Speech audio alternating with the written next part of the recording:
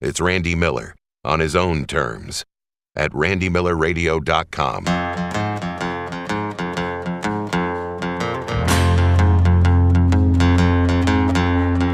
People say the blues is just a good man feeling bad. I don't know about you, that's not the kind of blues I have. I'm a bad man. I'm feeling good. Yes, I'm a bad man. Let's get that understood. We had to get something understood because Michael is not here, and I'll tell you why. It has a lot to do with the Secret Service. It has a lot to do with clearance. It has a lot to do with not allowed to talk to certain people because we got a special guest on the program today. In our new series, The Upcoming Artists of America, we got a guy that you might know, 43rd President of the United States, President George W. Bush. Mr. President, how are you? Hey, Randy, I'm doing great today. And you? Great. Thank you so much for the time. I am honored to be known as an upcoming artist. Listen, I didn't realize until I read the book, Portraits of Courage, and this is so good. It's a Commander-in-Chief's tribute to America's warriors, and I didn't realize how much you got into this painting now, and I guess it all started from a book you read about Winston Churchill?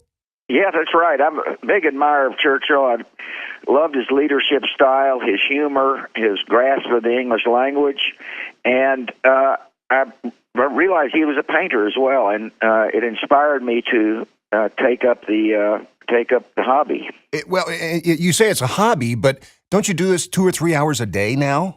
I do, yeah. It's. I guess it's more than a hobby. It's an obsession. Obsession is one way to describe it. I really am interested in becoming as good a painter as I possibly can become before I can't hold a brush.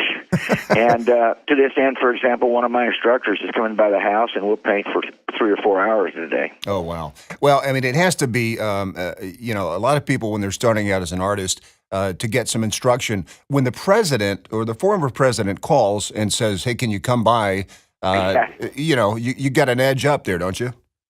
Well, I'm fortunate to have had 3 great instructors, 2 of whom are still active in my life, and yes, I'm really pleased they decided to come over. I built a little studio in the house, so they come by the house. We'll have lunch and talk about art, and then I'll paint some. That's great. That is so good. And this book, I got to tell you, it's very rare that we'll get some news about a book that highlights the positive accomplishments of our nation's heroes. So, yeah. I mean, to that end, I just thank you so much for spotlighting these men and women that you feature in the book, and all of whom you've met personally. And I got to tell you, I mean, I enjoyed the portraits, but I almost enjoyed the stories better, and you wrote all the stories. I did. Yeah, I've gotten to know these vets, some better than others, through our mountain biking and golf. And I stay in touch with a lot of them. And, a lot of them are, it's like there's a veterans alumni group now. And they talk amongst each other. And it's very important in dealing with the invisible wounds of war, Randy, Sure. because what we've discovered, and you know as well, is that the stigma of an invisible wound is very difficult for a lot of these vets. It's difficult for them to talk about it. So in the book, there are numerous stories about vets who, kept their problems inside, and as a result, their situations got worse. But when they started talking about it publicly, particularly to their fellow vets, that their situations improved. And so the purpose of the book was to really talk about each veteran and to perhaps provide a roadmap for other veterans who are dealing with the invisible wounds of war. Well, and we know well here on the program that there's nothing better than kind of tackling that issue than when you put vets together with other vets and they, open up those relationships. I love the story about Chris Self. Chris Self is the first veteran that you talk about in the book, and it's great. He's a sergeant. And that's the other thing I loved about the book, Mr. President, was the fact it's not just colonels and generals and majors. I mean, these are staff sergeants. These are really regular people that have been heroic through their actions. And so, yeah. It's interesting you meant Self. He's the reason why I started riding mountain bikes with vets. I ran into him at BAMC in San Antonio, and he was getting a prosthetic fit for his legs so he could mountain bike better. And I said, "You know how to ride?" And he said, "Yeah." And I said, "Why don't you come to the ranch?" And he did. Special Forces amputee, right? You're right. Been twice in combat on one leg. Still a very dear friend, and one great athlete. I mean, this guy is a fabulous biker. Well, you said you invited him to the ranch, and he rode you in the ground with one leg. He did, and he still rides me in the ground with one leg. And so I stay in touch with Chris, and I had a 70th birthday party, and I told Laura the only thing I really wanted was to ride with the vets. Wow. And a bunch of them came down, many of them in this book, and and so we stay in touch and have a great relationship. The key thing, though, is to draw attention to this wellness alliance we've developed, one of the messages from the books is courageous to talk about the invisible wounds. Right.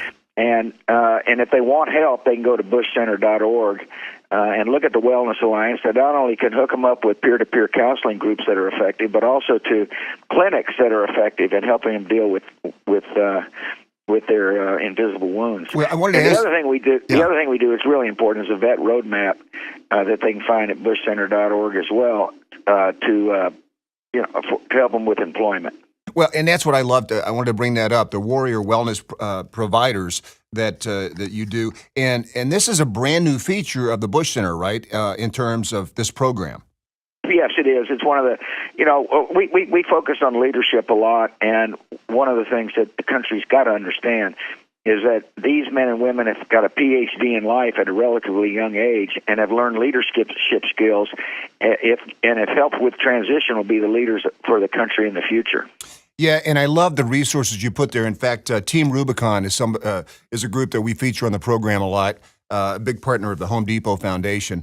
And, yeah, they're great. They are fantastic. What a great idea, right? I mean, what a simple idea. You take men and women who have served in combat and you put them together with crisis management people, and you bring them in because they know how to do everything. That's right.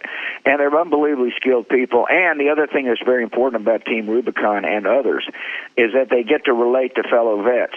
And so you take a person who's troubled, for example, by the invisible wounds, and he's helping another citizen somewhere in the world side by side with a vet who's been through what he's been through, and it gives them a chance to talk about it. And this vet will say, I got great help from, say, the Cohen Veterans Network. You ought to look at it. And so what we've done in this website, and it is an ongoing process, by the way, is to create a very strong wellness alliance. And we're working, by the way, with the VA as well. The head of the VA recognizes that there's some shortcomings in the VA, and he wants to improve service to the vets. And so this is a collaborative effort, and we're uniquely positioned to be able to draw attention to and to rally different forces to come together for a common good. You mentioned the VA. We're talking to President George W. Bush, and you mentioned the VA, Mr. President. We've had Bob McDonald on the program several times. Yeah. And, it's an interesting thing because it's, I can't imagine a tougher job. I agree. You may be president, but, these guys, these people that are in charge of the VA, they all want to do good work. I mean, it's just a tough job, and there's a lot of criticism, but we recognize, at least on this program, that they want to do the very best for veterans. And no question about it. And so does the current VA head feels the same way. And look, this is a giant, sprawling bureaucracy, and so there's going to be, successes and failures, and the failures get amplified, which is fine. We just believe that the effort, there is a public-private effort that'll make it work for the vets. First of all, it starts with the vets wanting help themselves. Right. Yeah. And you talk about that stigma. President George W. Bush is our guest. The new book, Portraits of Courage. Can you talk a little bit about the guy that is in the book that came to you and said, would you autograph my tattoo? Yeah. Valdez, yeah. He is he came to us as a result of Michael Rod Rodriguez, who is on the cover of the book with the prosthetic kind of blue-green eye. And Valdez is a tough soldier, and we had ridden mountain bikes, and he said, would you sign my tattoo? And I kind of, hey, Valdez, this is kind of a strange request. He said, sign it, and I did. And he immediately went down to Waco to the tattoo parlor and got my signature tattooed on his tattoo, So he's got a tattoo over the tattoo of the signature. That's fantastic. which really was a huge honor in my mind. And so when I painted him, made sure the tattoo with my signature on it That's great. was on the painting. You know, this is the first book I've seen that I've had in a long time, Mr. President, that has a centerfold. Yeah, yeah, not X-rated. No, no, but it's a mural of all of these different veterans that you've painted, and it's fantastic. Well, thank you. Yeah, I'm very pleased with how it came out. The book publisher did a fabulous job of photographing these paintings. And so at the Bush Center on the SMU campus, we have this exhibit up, and it's getting well attended. And at the centerpiece is this mural of faces. 3 of the faces I repeated on larger canvases, but the other 30-some-odd faces are distinct. And I liked it because it reflected really our country, the different backgrounds, different Right. ethnic groups, men and women. And I tried to paint it so that the uniforms were fairly uniform, and it reminded people that these are people who volunteered to serve something greater than their own individual selves. You know, and Mr. President, I mean, the book, the Bush Center, the exhibit, the Warrior Wellness Providers. Why do you do all that? You don't have to be doing that. I mean, you could just be riding your mountain bike and painting. Yeah. And, I mean, why do you do that? Well, it's not in my nature to sit idle, and so obviously in the post-presidency, one of the challenges is how do you make yourself useful without being, disrupting the system or undermining the office of president. And so, and as a result of some of the tough decisions I made, mainly putting people into combat, I decided that I wanted to honor them and help them as best I can for the rest of my life. I've got a lot of passions, but this is one of the highest passions, and so I am constantly, my spirit is constantly renewed and refreshed when I'm around these vets. There's no self-pity, as you know, Right. Randy, and these vets. Melissa Stockwell, who lost her leg in combat, has now got 2 children and went on to win the bronze medal in the Paralympics in Brazil, says on national TV, basically, sorry I lost my leg, but on the other hand, it made my life so different in many ways and so rich in many ways.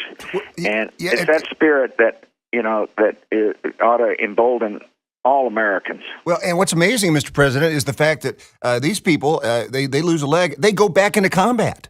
Absolutely. It's incredible. Well, Kent Solheim, who's on the cover of the book, we call him Captain America. He's a real handsome-looking guy, and he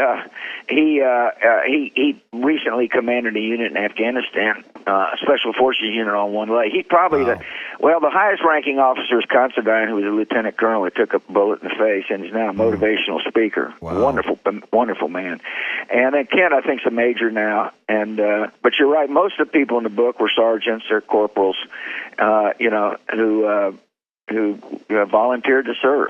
So you got your mountain bike. You're still doing the mountain biking, right? Yes, I am. I'm particularly when I go down the ranch, which we try to get down there once a month. I ride a lot when I'm down there, and a lot of times these vets, if they're around, they'll come over and ride with me.